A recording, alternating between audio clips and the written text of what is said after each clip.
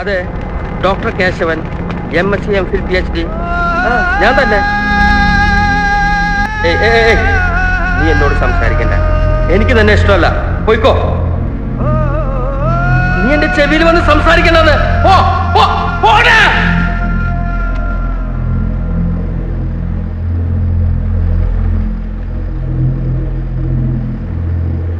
ഞാൻ വരില്ല. എന്നെ വിളിക്കണ്ട. എന്നോട് അഹങ്കാരം കാണിക്കരുത്. ഞാൻ വരില്ല എന്ന് പറഞ്ഞില്ലേ? എന്താ ഞാൻ വരില്ല എന്ന് പറഞ്ഞില്ലേ?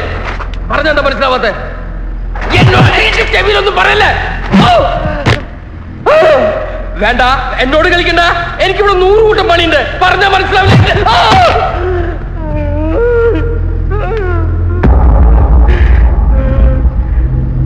ഞാൻ എന്ത് തെറ്റ് ചെയ്തിട്ട് എന്നെങ്ങനെ ബുദ്ധിമുട്ടിക്കണേ? ഞാൻ വരില്ല എന്ന് പറഞ്ഞില്ലേ? എനിക്കൊന്നും കേൾക്കണ്ട.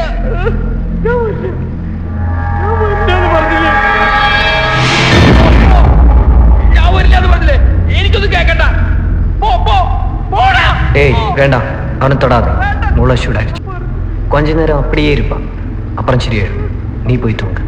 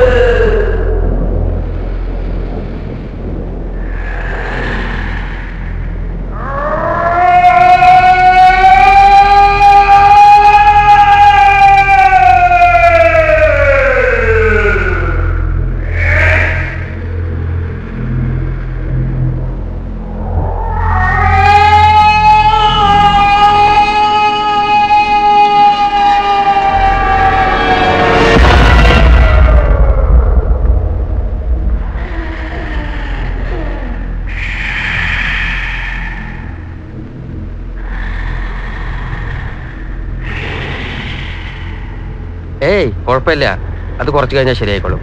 നീ നിന്റെ പണി നോക്ക്. പോയിക്കോ. എന്റെ ഫ്രണ്ടിനെ ഡിസ്റ്റർബ് ചെയ്യണ്ട.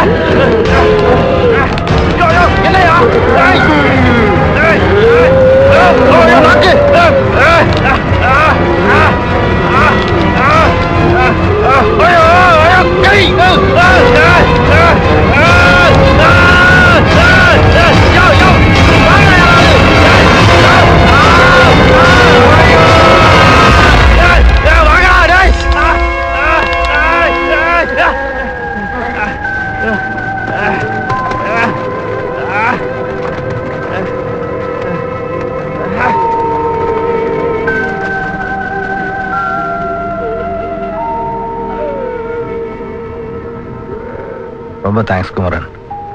நீ அவனுக்கு உதவலைன்னா அவன் நாக்கு துண்டா போயிருக்கும். தண்ணியில் வர விழுந்திருக்கான், செத்தே போயிருப்பான். ரெஸ்ட்லெஸ் ஆனால் இந்த பிரச்சனை வந்துடும். மைண்டை டைவர்ட் பண்ணணும்.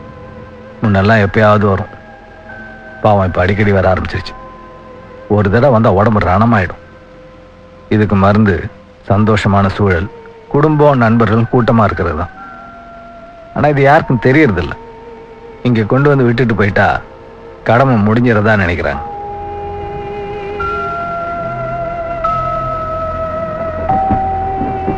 மணி, இயால குளிச்சுட்டு கூட்டு வா. Okay sir. காய்ச்சல் தலைவலி மாதிரி இதுவும் சாதாரண வியாதி தான். சுகருங்கிறது பெருமையாக சொல்லிக்கிறாங்க. கால் உடஞ்சா 4 மாதம் கவலைப்படாமல் படுத்துக்கிறாங்க. உடம்புக்கு வர பிரச்சனையை சாதாரணமாக பார்க்குற மனுஷங்க மனசுக்கு வர பிரச்சனை அப்படி பார்க்கறது இல்லை, தள்ளி வச்சு தான் பார்க்குறாங்க.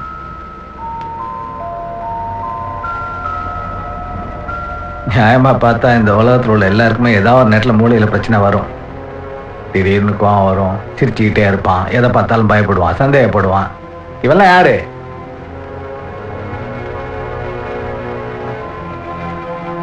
இந்த மாதிரி இடங்களை கொண்டு வந்து விடுறவங்க வெறும் 10% தான். மீதி 90% தெருவில் விட்டுறாங்க.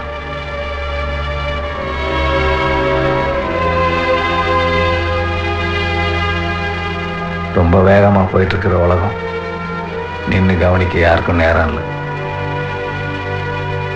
நம்ம பார்வையில் அவன் ஒருத்தன் பைத்தியக்காரன், அவன் பார்வையில் நம்ம எல்லாருமே பைத்தியக்காரங்க. பக்கத்தில் போய் பேசி பார்த்தான்னு தெரியும் அவன் யாரு, என்ன மாதிரி ஒரு வாழ்க்கை வாழ்ந்தான்னு. பயம், பதட்டம், பரபரப்பு, ஏமாற்றம், ஏக்கம், வலி, வேதனையோட எத்தனை முகங்கள். எல்லாம் நம்ம பக்கத்திலே தான் இருக்கிறாங்க. நாம தான் யாரையும் கண்டுக்கிறது இல்லை.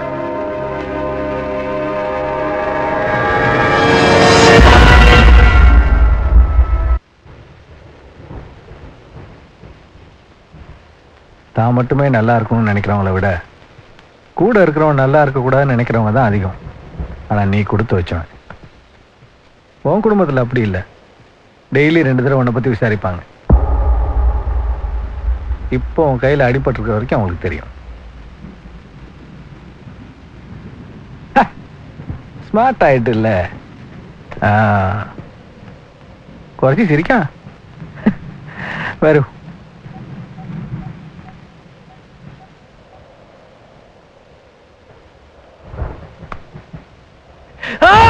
கேஷவா, ஏன் உன் காது நீயே எடுத்துக்கிட்டே? காதுல சத்தம் கேட்குன்னு சொல்லிட்டே இருந்தா இப்படி பண்ணிட்டான். ஒன்னும் ஆகாது, ஒன்னும் ஆகாது. கேஷவா, ஏன்டா இப்படி பண்ண? ஏன்டா கேஷவா, கேஷவா, ஏன்டா?